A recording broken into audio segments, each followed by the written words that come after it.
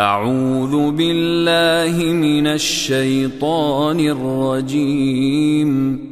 بسم الله الرحمن الرحيم. الحمد لله الذي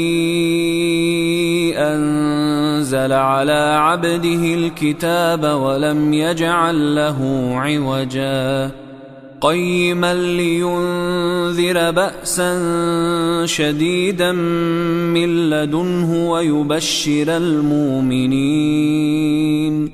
ويبشر المؤمنين الذين يعملون الصالحات أن لهم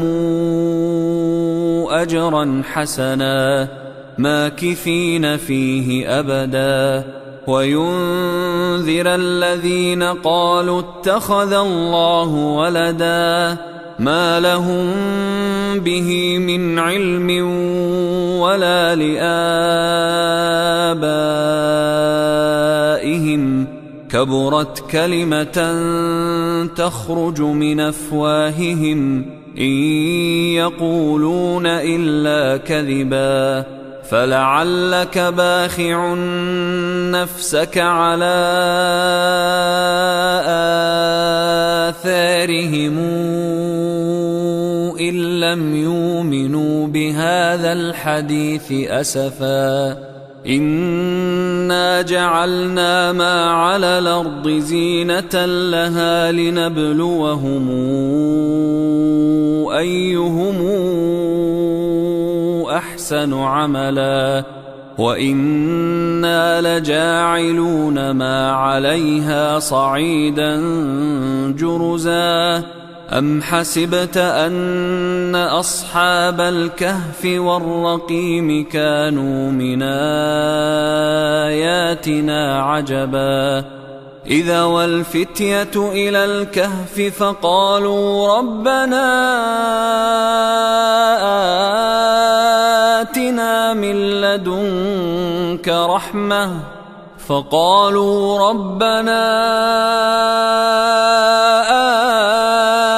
آتنا من لدنك رحمة وهيئ لنا من أمرنا رشدا فضربنا على آذانهم في الكهف سنين عددا ثم بعثناهم لنعلم أي الحزبين أحصى لما لبثوا أمدا نحن نقص عليك نبأهم بالحق إنهم فتيتنا آمنوا بربهم وزدناهم هدى وربطنا على قلوبهم إذ قاموا فقالوا ربنا رب السماوات والأرض لن ندعو من دونه إلها لقد قلنا إذا شططا هؤلاء قومنا اتخذوا من دونه آلهة لولا ياتون عليهم بسلطان بين فمن أظلم ممن افترى على الله كذبا وإذ اعتزلتموهم وما يعبدون إلا الله فأووا إلى الكهف ينشر لكم ربكم من رحمته ويهيئ لكم من أمركم مرفقا وترى الشمس إذا طلعت تزاور عن كهفهم ذات اليمين وإذا غربت تقرضهم ذات الشمال وهم في فجوة منه ذلك من آيات الله من يهد الله فهو المهتد ومن يضلل فلن تجد له وليا مرشدا وتحسبهم أيقاظا وهم رقود ونقلبهم ذات اليمين وذات الشمال وكلبهم باسط ذراعيه بالوصيد لو اطلعت عليهم لوليت منهم فرارا ولملئت منهم رعبا وكذلك بعثناهم ليتساءلوا بينهم قال قائل منهم كم لبثتم قالوا لبثنا يوما أو بعض يوم قالوا ربكم أعلم بما لبثتم فابعثوا أحدكم بورقكم هذه إلى المدينة فلينظر أيها أزكى طعاما فلياتكم برزق منه وليتلطف ولا يشعرن بكم أحدا إنهم إن يظهروا عليكم يرجموكم أو يعيدوكم في ملتهم ولن تفلحوا إذا أبدا وكذلك أعثرنا عليهم ليعلموا أن وعد الله حق وأن الساعة لا ريب فيها إذ يتنازعون بينهم أمرهم فقالوا ابنوا عليهم بنيانا ربهم أعلم بهم قال الذين غلبوا على أمرهم لنتخذن عليهم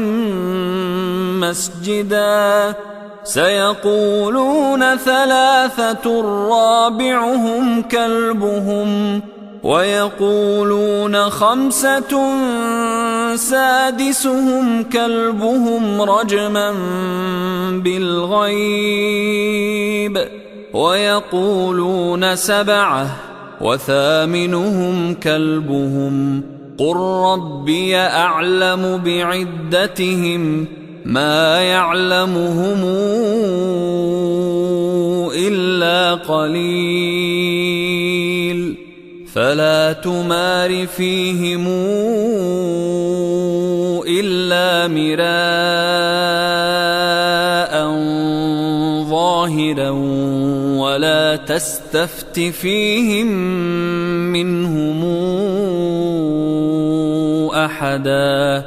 ولا تقولن لشيء إني فاعل ذلك غدا إلا أن يشاء الله واذكر ربك إذا نسيت وقل عسى أن يهديني ربي لأقرب من هذا رشدا ولبثوا في كهفهم 300 سنين وازدادوا 9 قل الله أعلم بما لبثوا له غيب السماوات والأرض أبصر به وأسمع ما لهم من دونه من ولي ولا يشرك في حكمه أحدا واتل ما أوحي إليك من كتاب ربك لا مبدل لكلماته ولن تجد من دونه ملتحدا واصبر نفسك مع الذين يدعون ربهم بالغداة والعشي يريدون وجهه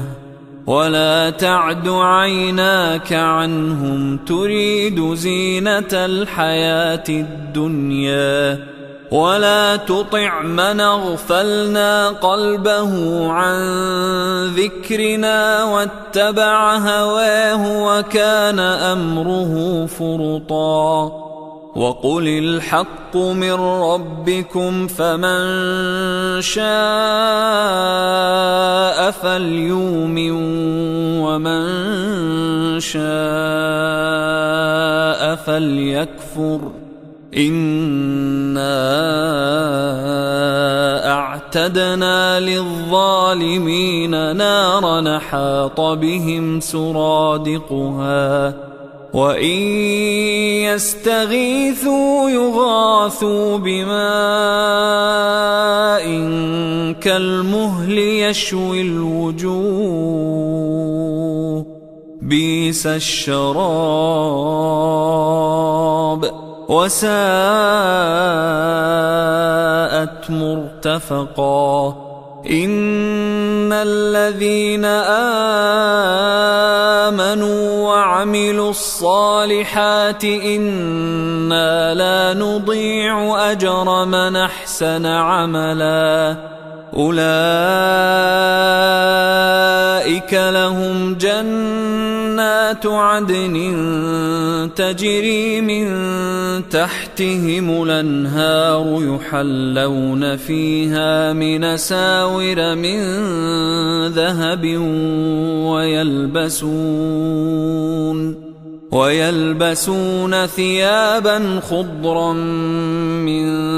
سندس واستبرق متكئين فيها على الأرائك نعم الثواب وحسنت مرتفقا واضرب لهم مثلا الرجلين جعلنا لأحدهما جنتين من أعناب وحففناهما بنخل وجعلنا بينهما زرعا كلتا الجنتين آتت أكلها ولم تظلم منه شيئا وفجرنا خلالهما نهرا وكان له ثمر فقال لصاحبه وهو يحاوره أنا أكثر منك مالا وأعز نفرا ودخل جنته وهو ظالم لنفسه قال ما أظن أن تبيد هذه أبدا وما أظن الساعة قائمة ولئن رددت إلى ربي لأجدن خيرا منهما منقلبا قال له صاحبه وهو يحاوره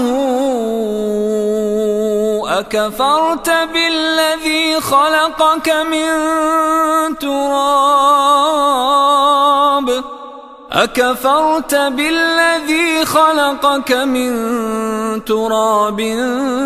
ثم من نطفة ثم سواك رجلا لكن هو الله ربي ولا أشرك بربي أحدا ولولا إذ دخلت جنتك قلت ما شاء الله لا قوة إلا بالله إن ترني أنا أقل منك مالا وولدا فعسى ربي أن يؤتيني خيرا من جنتك ويرسل عليها حسبانا من السماء فتصبح صعيدا زلقا أو يصبح ماؤها غورا فلن تستطيع له طلبا وأحيط بثمره فأصبح يقلب كفيه على ما أنفق فيها وهي خاوية على عروشها ويقول يا ليتني لمشرك بربي أحدا ولم تكن له فئة ينصرونه من دون الله وما كان منتصرا هنالك الولاية لله الحق هو خير ثوابا وخير عقبا واضرب لهم مثل الحياة الدنيا كماء أنزلناه من السماء فاختلط به نبات الأرض فأصبح هشيما تذروه الرياح وكان الله على كل شيء مقتدرا المال والبنون زينة الحياة الدنيا والباقيات الصالحات خير عند ربك ثوابا وخير نملا ويوم نسير الجبال وترى الأرض بارزة وحشرناهم فلم نغادر منهم أحدا وعرضوا على ربك صفا لقد جئتمونا كما خلقناكم أول مرة بل زعمتم أن لن نجعل لكم موعدا ووضع الكتاب فترى المجرمين مشفقين مما فيه ويقولون يا ويلتنا ما لهذا الكتاب لا يغادر صغيرة ولا كبيرة إلا أحصيها ووجدوا ما عملوا حاضرا ولا يظلم ربك أحدا وإذ قلنا للملائكة الملائكة اسجدوا لآدم فسجدوا إلا إبليس كان من الجن ففسق عن أمر ربه أفتتخذونه وذريته أولياء من دوني وهم لكم عدو بئس للظالمين بدلا ما أشهدتهم خلق السماوات والأرض ولا خلق أنفسهم وما كنت متخذ المضلين عضدا ويوم يقول نادوا شركائي الذين زعمتم فدعوهم فلم يستجيبوا لهم وجعلنا بينهم موبقا ورأى المجرمون النار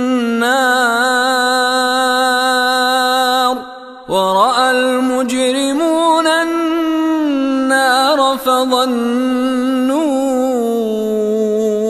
أنهم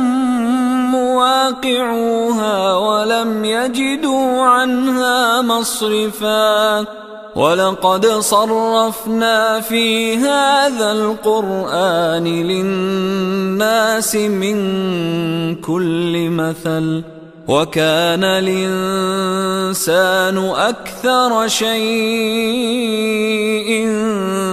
جدلا وما منع الناس أن يؤمنوا إذ جاءهم الهدى ويستغفروا ربهم إلا تأتيهم سنة الأولين أو يأتيهم العذاب قبلا وما نرسل المرسلين إلا مبشرين ومنذرين ويجادل الذين كفروا بالباطل ليدحضوا به الحق واتخذوا آياتي وما أنذروا هزؤا ومن أظلم ممن ذكر بآيات ربه فأعرض عنها ونسي ما قدمت يداه إنا جعلنا على قلوبهم أكنة أن يفقهوه وفي آذانهم وقرا وإن تدعهم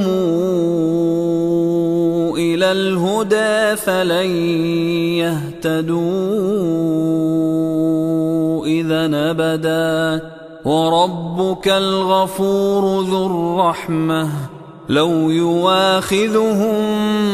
بما كسبوا لعجل لهم العذاب بل لهم موعد لن يجدوا من دونه موئلا وتلك القرى أهلكناهم لما ظلموا وجعلنا لمهلكهم موعدا وإذ قال موسى لفتاه لا أبرح حتى أبلغ مجمع البحرين أو أمضي حقبا فلما بلغا مجمع بينهما نسيا حوتهما فاتخذ سبيله في البحر سربا فلما جاوزا قال لفتاه آتنا غداءنا لقد لقينا من سفرنا هذا نصبا قال أرأيت إذا وينا إلى الصخرة فإني نسيت الحوت وما أنسانيه إلا الشيطان أن أذكره واتخذ سبيله في البحر عجبا قال ذلك ما كنا نبغ فارتدا على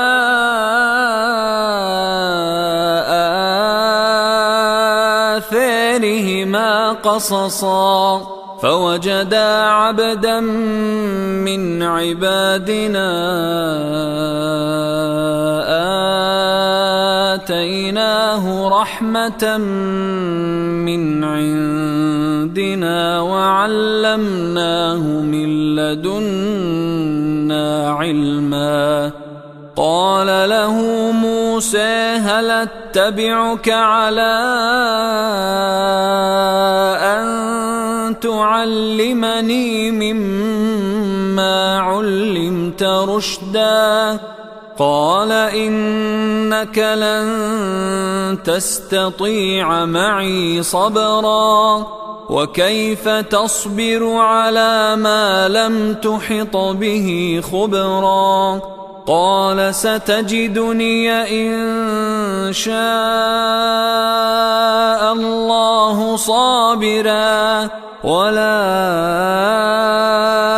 أعصي لك أمرا قال فإن اتبعتني فلا تسألني عن شيء حتى أحدث لك منه ذكرا فانطلقا حتى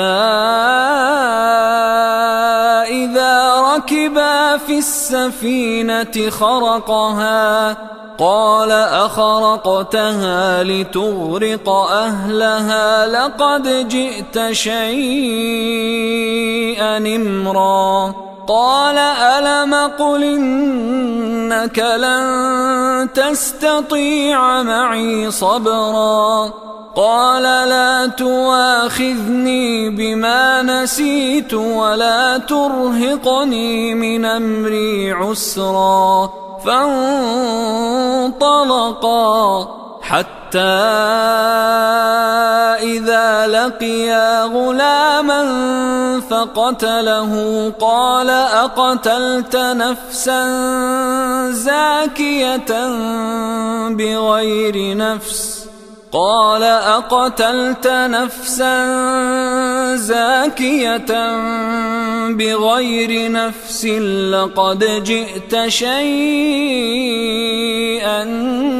نكرا قال ألم قل لك إنك لن تستطيع معي صبرا قال إن سألتك عن شيء بعدها فلا تصاحبني قد بلغت من لدني عذرا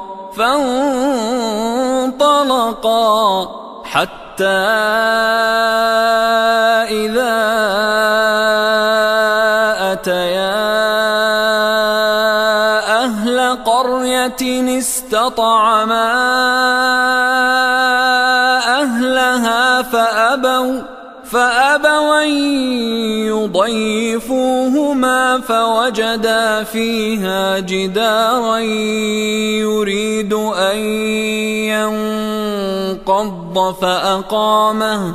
قال لو شئت لاتخذت عليه أجرا قال هذا فراق بيني وبينك سأنبئك بتاويل ما لم تستطع عليه صبرا أما السفينة فكانت لمساكين يعملون في البحر فأردت أن أعيبها وكان وراءهم ملك يأخذ كل سفينة غصبا وأما الغلام فكان أبواه مؤمنين فخشينا أن يرهقهما طغيانا وكفرا فأردنا أن يبدلهما ربهما خيرا منه زكاة وأقرب رحما وأما الجدار فكان لغلامين يتيمين في المدينة وكان تحته كنز لهما وكان أبوهما صالحا فأراد ربك أن يبلغا أشدهما ويستخرجا كنزهما رحمة من ربك وما فعلته عن أمري ذلك تاويل ما لم تسطع عليه صبرا ويسألونك عن ذي القرنين قل سأتلو عليكم منه ذكرا إنا مكنا له في الأرض وآتيناه من كل شيء سببا فاتبع سببا حتى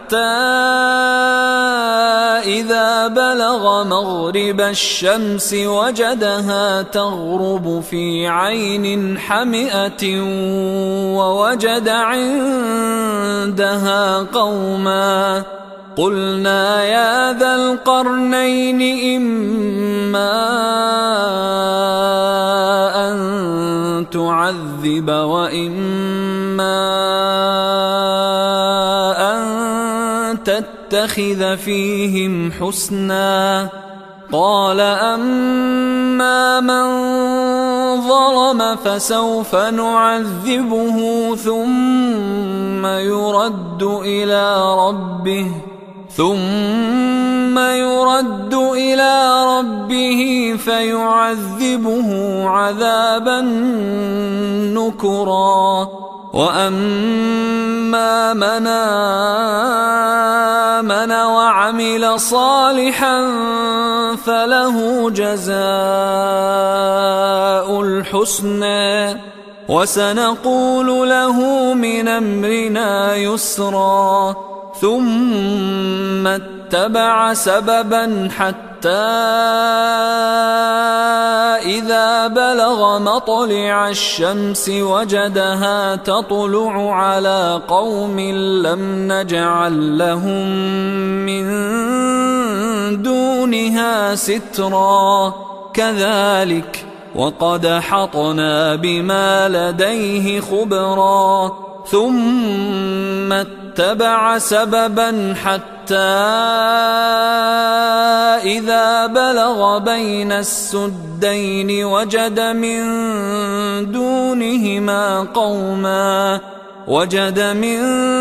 دونهما قوما لا يكادون يفقهون قولا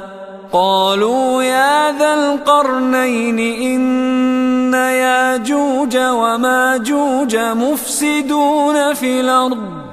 إن ياجوج وماجوج مفسدون في الأرض فهل نجعل لك خرجا على أن تجعل بيننا وبينهم سدا قال ما مكني فيه ربي خير فأعينوني بقوة نجعل بينكم وبينهم ردما آتوني زبر الحديد حتى إذا ساوى بين الصدفين قال انفخوا حتى إذا جعله نارا قال آتوني أفرغ عليه قطرا فما استطاعوا أن يظهروه وما استطاعوا له نقبا قال هذا رحمة من ربي فإذا جاء وعد ربي جعله دكا وكان وعد ربي حقا وتركنا بعضهم يومئذ يموج في بعض ونفخ في الصور فجمعناهم جمعا وعرضنا جهنم يومئذ للكافرين عرضا الذين كانت أعينهم في غطاء عن ذكري وكانوا لا يستطيعون سمعا أفحسب الذين كفروا أن يتخذوا عبادي من دوني أولياء إنا أعتدنا جهنم للكافرين نزلا قل هل ننبئكم بالأخسرين أعمالا الذين ضل سعيهم في الحياة الدنيا وهم يحسبون أنهم يحسنون صنعا أولئك الذين كفروا بآيات ربهم ولقائه أولئك الذين كفروا بآيات ربهم ولقائه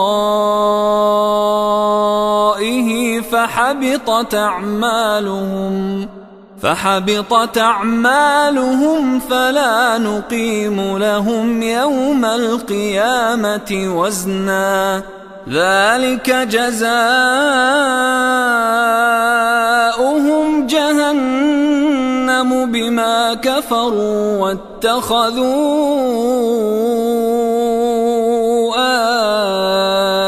آياتي ورسلي هزؤا إن الذين آمنوا وعملوا الصالحات كانت لهم جنات الفردوس نزلا خالدين فيها لا يبغون عنها حولا قل لو كان البحر مدادا لكلمات ربي لنفد البحر قبل أن تنفد كلمات ربي ولو جئنا بمثله مددا قل إنما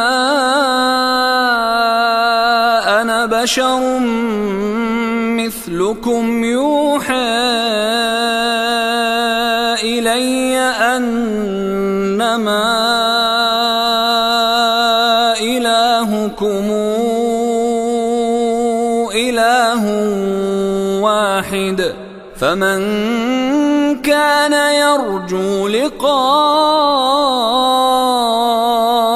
ربه فليعمل عملا صالحا ولا يشرك بعبادة ربه أحدا.